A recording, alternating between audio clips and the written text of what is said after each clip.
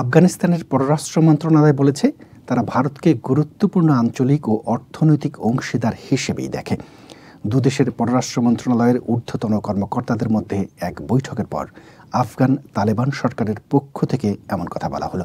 2021 সালে তালেবান আফগানিস্তানের ক্ষমতা দখলের পর বুধবার কাবুল ও দিল্লির মধ্যে সবচেয়ে উচ্চ পর্যায়ের বৈঠক অনুষ্ঠিত হয়। দুবাইয়ে অনুষ্ঠিত ওই বৈঠকে অংশ নেন তালেবান পররাষ্ট্রমন্ত্রী আমির খান মুস্তাকি এবং ভারতের পররাষ্ট্র সচিব বিক্রম মিশ্রি। আফগানিস্তানের পররাষ্ট্র মন্ত্রণালয় এক বিবৃতিতে বলেছে, তারা আফগানিস্তানের সঙ্গে সম্পর্কের প্রসার নিয়ে আলোচনা করেছেন। সেই সঙ্গে ইরানের চাবাহার বন্দর বাণিজ্য বাড়ানোর বিষয়েও আলোচনা হয়েছে।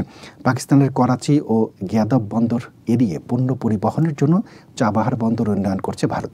বুধবার আফগানিস্তানের পররাষ্ট্র মন্ত্রণালয় বলেছে, আফগানিস্তানের ভারসাম্যপূর্ণ এবং অর্থনীতি কেন্দ্রিক পররাষ্ট্রনীতির সঙ্গে সামঞ্জস্য রেখে কাবুল গুরুত্বপূর্ণ আঞ্চলিক ও অর্থনৈতিক অংশীদার হিসেবে ভারতের সঙ্গে রাজনৈতিক ও অর্থনৈতিক সম্পর্ক জোরদারের লক্ষ্য নিয়েছে।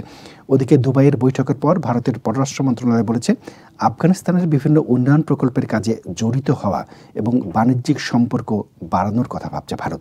যদিও আফগানিস্তানের তালেবান প্রশাসনকে ভারতসহ বিশ্বের কোনো দেশই এখন পর্যন্ত আনুষ্ঠানিকভাবে স্বীকৃতি দেয়নি, তারপরও বাণিজ্য, ত্রাণ সহায়তা ও চিকিৎসার জন্য বিশ্বের কয়েকটি দেশের মধ্যে ভারত কাবুলের সঙ্গে সম্পৃক্ততা রেখেছে। বিভিন্ন সময়ে তালেবান প্রশাসনের আওতায় আফগানিস্তানে মানবিক সহায়তাও ভারত পাঠিয়েছে। চীন, রাশিয়া সহ আঞ্চলিক অন্যান্য দেশ আফগানিস্তানে বাণিজ্য ও বিনিয়োগ বাড়াতে ইচ্ছুক বলে ইঙ্গিত দিয়েছে। আফগান তালেবানের সঙ্গে ভারতের পররাষ্ট্র সচিবের বৈঠকে পাকিস্তানকে বিক্ষুব্ধ করতে পারে।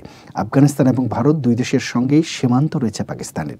দেশটি অতীতে ভারতের সঙ্গে 3 বার যুদ্ধে জড়িয়েছে।